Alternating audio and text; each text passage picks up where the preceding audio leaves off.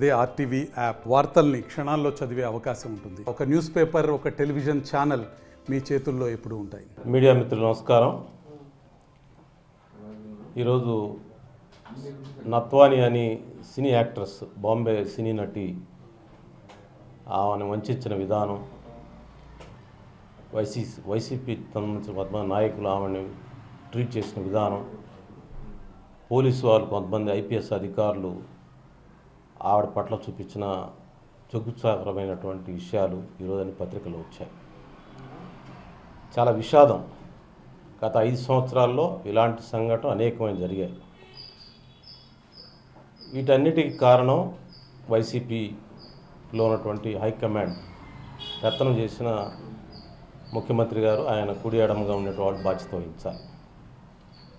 డైరెక్ట్గా ఆ నత్వాని అనే ఆ యాక్టర్ని బాంబే నుంచి వాళ్ళ తల్లిదండ్రుల సభ కిడ్నాప్ చేసుకొని విజయవాడ తీసుకొచ్చి టార్చర్ చేసి హింసించి, మరి ఆ అమ్మాయి దగ్గర ఆస్తులు రాయించుకొని దొంగ సంతకాలు పెట్టించుకొని, మరి సజ్జల గారి మాట మీద ఇంత దుర్మార్గం చేశారంటే వాళ్ళు ఇంక ఎన్ని ఘోరాలు చేసి ఉంటారో ఒకసారి ఊహించండి.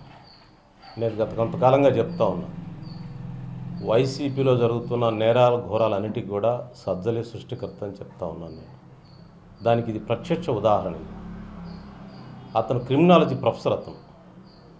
అతను పాపం ఆ అమ్మాయి ఎక్కడో బాంబేలో ఉంటుంది, ఏదో సినిమా అవకాశాలతో తన జీవితాన్ని మలుచుకోవాలని ఆశలతో, ఎన్నో ఆశలతో వచ్చి ఉంటుంది. ఆ అమ్మాయిని అంత దారుణంగా వృద్ధాప్యంలో ఉన్న పేరెంట్స్ని తీసుకొచ్చి కొట్టి హింసిస్తారా? అంత దుర్మార్గం చేస్తారా మీరు? దానికి మీరు రాజకీయ ముసుగేసుకుంటారా? ఎంత దూరమో ఐపీఎస్ తగిలించుకుంటారా? దానికి ఐపీఎస్ పదవి కావాలన్నా? ఎందుకు వీధి గుండాలుగా ప్రవర్తించవచ్చు కదా? వాళ్ళకి, రేపిస్టులకి, లేకపోతే అమ్మాయిలను గోల్ చేసే వాళ్ళకి ఆకతాయిలకి ఏం తేడా ఉంది చెప్పండి. కనుక ఈ విషయంపై హై లెవెల్ ఎంక్వైరీ జరగాలి. దీంట్లో సామాన్యులు లేరు, దీంట్లో చాలా పెద్ద పెద్ద వాళ్ళు ఉన్నారు కాబట్టి వాళ్ళని విచారణ చేయాలి, వాళ్ళందరూ శిక్షించాలని చెప్పి నేను మనవి చేస్తాం. నా ఇంకో మనం ఏంటంటే, సజ్జల గారు ఇలాంటి కార్యక్రమాలు ఎన్నో చేశాడు. సరే, ఒక్కొక్కటి బయటకు వస్తూ ఉంది.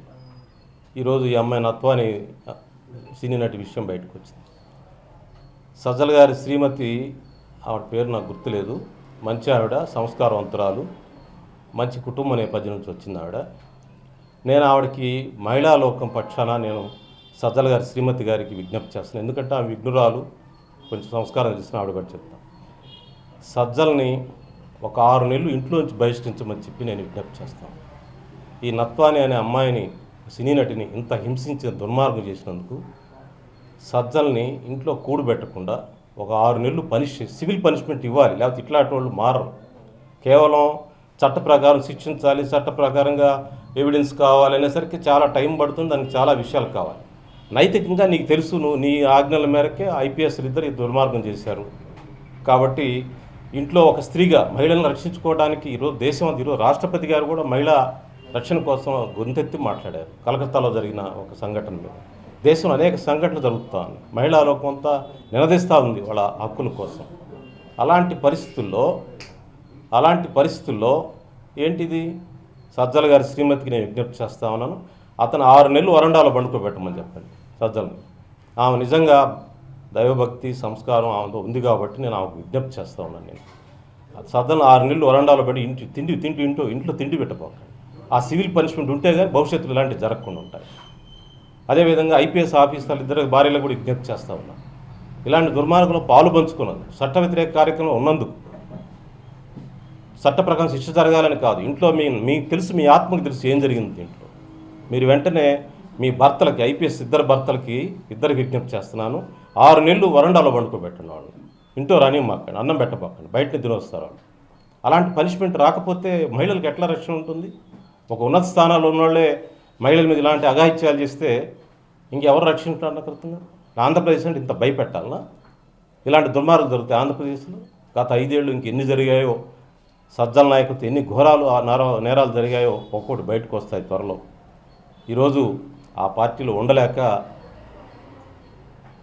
మోపిదేవి వెంకటరమణ గారు, బీదా మస్తానరావు గారు, అదేవిధంగా పోతురు సునీత గారు బయటకు వస్తూ ఉన్నారు.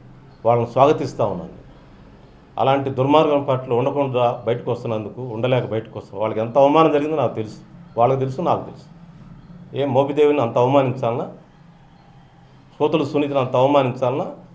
బీదా మస్తాన్ దగ్గర డబ్బులు కొట్టారే, అన్ని కోట్లు కొట్టారు, అతను ఏమైనా గౌరవం ఇచ్చారా మీరు? దోచుకొని అతనికి ఒక పదవి ఇచ్చి ఆ పదవి విలువ లేకుండా చేస్తారా? అందువల్ల వాళ్ళు బయటకు వస్తున్నందుకు వాళ్ళకి స్వాగతిస్తున్నాను. నేను వాళ్ళకి పూలహారాలతో స్వాగతం చెప్తాం. ప్రజాస్వామ్యాన్ని రక్షించుకోవాల్సిన బాధ్యత వైసీపీ పార్టీలో ఉన్న నాయకులకు కూడా ఉంది. నేను అందువల్ల వైసీపీ పార్టీలో మగ్గిపోతున్నటువంటి ఆ కాంప్లెక్స్లో పని చేయలేక, కూలీ పనులు చేయలేక, యువతులు వాళ్ళని తిట్టి ఆ గుంపు రాజకీయాలు చేయలేక, ఆ ఫ్రాక్షన్ రాజకీయాలు చేయలేక బాధపడుతున్న అందరూ కూడా బయటికి రావాలి. మీ ఇష్టం వచ్చిన పార్టీకి వెళ్ళండి. నేను టీడీపీకి రమ్మని నేను చెప్పను. నేను మీ ఇష్టం వచ్చిన పార్టీకి వెళ్ళండి.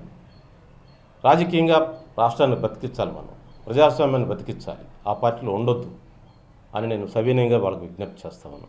ఈ వస్తున్న ముగ్గురికి స్వాగతం తెలియజేస్తా ఉన్నాను. ఇంకా మిగతా వాళ్ళు తొందరలో బయటికి రావాలి. అలాంటి రాజకీయ పార్టీ ఉండటం మన రాష్ట్రానికి అవసరం అని ఒకసారి దానిలో ఉన్న నాయకత్వం అంతా కూడా ప్రశ్నించుకోవాలని విజ్ఞప్తి చేస్తాను. ప్రజాస్వామ్యాన్ని కాపాడాల్సిన బాధ్యత మనందరిపైన ఉంది. ఇంత అమ్మాయిలను గోల్ చేసేవాళ్ళు, అమ్మాయిల్ని వేధించేవాళ్ళు, దళితులను గోల్ చేసేవాళ్ళు, దళితులను చంపేసేవాళ్ళు, వీళ్ళకి స్థానాలు ఇచ్చే పార్టీలో మనం ఉండాలన్నా? అదే మన డ్యూటీ. వీళ్ళకి స్థానాలు ఇచ్చేవాళ్ళు మిగతా వాళ్ళ సమాజంలో, సభ్య సమాజం మన గౌరవం ఏం కావాలి? కాబట్టి జరిగింది ఇప్పటికే తెలుసుకున్నాం. కాబట్టి అందరూ బయటికి రావాలని నేను విజ్ఞప్తి చేస్తూ ఉన్నాను. అదేవిధంగా సజ్జల శ్రీమతి గారు, ఆమె చాలా మంచిది. ఆమె 6 నెలలు అతను అన్నం పెట్టకుండా ఇంట్లో వచ్చి వరండాలో బండుకోబెట్టాలి. అదేవిధంగా ఇద్దరు ఐపీఎస్లు కూడా వాళ్ళ భార్యలు 6 నెలలు ఇంట్లో వరండాలో బండుకోబెట్టి అన్నం పెట్టొద్దు. వాళ్ళకి సివిల్ పనిష్మెంట్ జరగాలి. భవిష్యత్తులో ఇలాంటి దుర్మార్గాలు ఆడవాళ్ళని వేధించే విధంగా ఉండవు. ఏం వేరే సామాన్య మానవులు చేసి శిక్షించడం లేదా? మరి మనం వైట్ కలర్స్ వేసుకొని బ్లూ కలర్స్ వేసుకుని ఉండే మన హై ఫైవ్లో ఉండే వాళ్ళకి చేయరా? పనిష్మెంట్స్ ఉండవా? చట్ట ప్రకారం పోయిన దాకా నీ కాన్షియస్ తెలియదా నువ్వు ఏ దుర్మార్గం చేసావో? నీ ఆత్మ పరిశీలన చేసుకో సజ్జల. ఈ ఐపీఎస్లో ఆత్మ పరిశీలన చేసుకోండి. మీరు సెల్ఫ్ ఎక్సైల్, మీ నిబంధన పెట్టుకొని బయట పండుకోండి. మీరు ఇంట్లో బావాకండి, స్త్రీలను గౌరవించండి అని చెప్పి నేను విజ్ఞప్తి చేస్తాను. సార్, వాళ్ళు ఐపీఎస్లు మంచి పేరు గాంచిన వాళ్ళే ఉండటం ఎట్లా చూడచ్చు?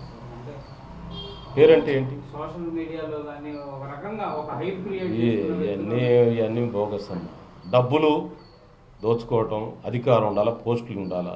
అందుకని నేను ఐపీఎస్లు చాలామంది ఈరోజు పత్రికల్లో వస్తూ ఉన్నాయి. ఇంకా 1-2 ఏళ్ళు సర్వీసులు ఉన్నారు. వాళ్ళు వైసీపీ 5 ఏళ్ళు వాళ్ళు దుర్మార్గాలు చేశారు, దోపిడీలు చేసుకున్నారు. రాజీనామాలు చేసి వైసీపీలో చేరమనండి వాళ్ళని. ఎందుకు మా పోస్టింగ్లు రాలేదని అంటాం? అధికారం ఉన్నప్పుడే దోచుకున్నారు.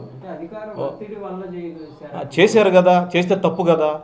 మరి ఇప్పుడు అధికారంలో చేరండి, ఆ పార్టీలో చేరండి. మరి అధికార ఒత్తిడితో చేశారు కాబట్టి ఇప్పుడు మీరు అనుభవించండి. మీరు రాజీనామాలు చేసి ఆ పార్టీలో చేరి ఎమ్మెల్యేలకు పోటీ చేయండి, ఇన్ఛార్జీలు తీసుకోండి, నియోజకవర్గాలు ఇన్ఛార్జ్ తీసుకోండి. 100 కోట్లు దొబ్బారు కదా, దోచుకున్నారు కదా ప్రజాస్వామ్యం. ఇంకా సర్వీస్ ఎంత? 1-2 ఏళ్ళు ఉంటుంది మీకు. రాజీనామాలు చేసి రాండి, రాజకీయాల్లోకి పోటీ చేయండి మీరు వైసీపీ తరఫున. గుంటూరు జిల్లాలో ఎస్పీగా చేసినటువంటి వ్యక్తి ఇప్పుడు మీరు చెప్తున్నారు ఒక్క కానీ చాలా మంది ఇక్కడ ఉండగానే క్రికెట్ బెట్టింగ్లు, ప్యాకార్డ్ శిబిరాలు జోరుగా నిర్వహించి కోట్లాది రూపాయలు. నేను ఒక్క వ్యక్తి గురించి మాట్లాడట్లేదు. చాలామంది ఐపీఎస్ పేర్లు వచ్చాయి. ఇంకా 1-2 సర్వీస్ ఉన్నవాళ్ళు కూడా వచ్చారు. వాళ్ళు ఎందుకు సర్వీస్ రాజీనామా చేసి రాజకీయాల్లో వైసీపీ పార్టీలో చేరమనండి, చేరి ఎన్నికల్లో పోటీ చేయమనండి. డబ్బులు దోచుకున్న ఆ డబ్బులు ఖర్చు పెట్టమనండి, చూద్దాం. మళ్ళీ పోస్టింగ్స్ కావాలని ఎందుకు తిరగటం? ఐపీఎస్ విలువ లేకుండా చేస్తే ఎంత అగౌరవం ఐపీఎస్కి. మీలాంటి వాళ్ళు ఉంటాం. ఒకసారి ఆలోచించండి, మీరు కళ్ళు మూసుకొని ఆలోచించండి, భగవంతుడి సాక్షిగా ఆలోచించండి, మీ కుటుంబాల దగ్గర పెట్టుకుని ఆలోచించండి. మీ వల్ల ఎంత అప్రతిష్ట వచ్చింది ఐపీఎస్లకి.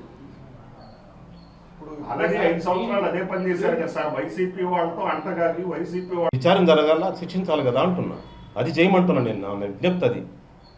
నేను వాళ్ళ దగ్గర విచారణ శిక్షించాలి. ఈ లోపు ఏంటంటే కుటుంబాలు మహిళల్ని మహిళలు వేధించడానికి సహకరించినటువంటి వాళ్ళని, సజ్జలు కానీ ఆ ఇద్దరు ఐపీఎస్ని వాళ్ళ భార్యలు 6 నెలలు బయట పడుకోబెట్టాలి, వరండాలు పడుకోబెట్టాలి అంటున్నా.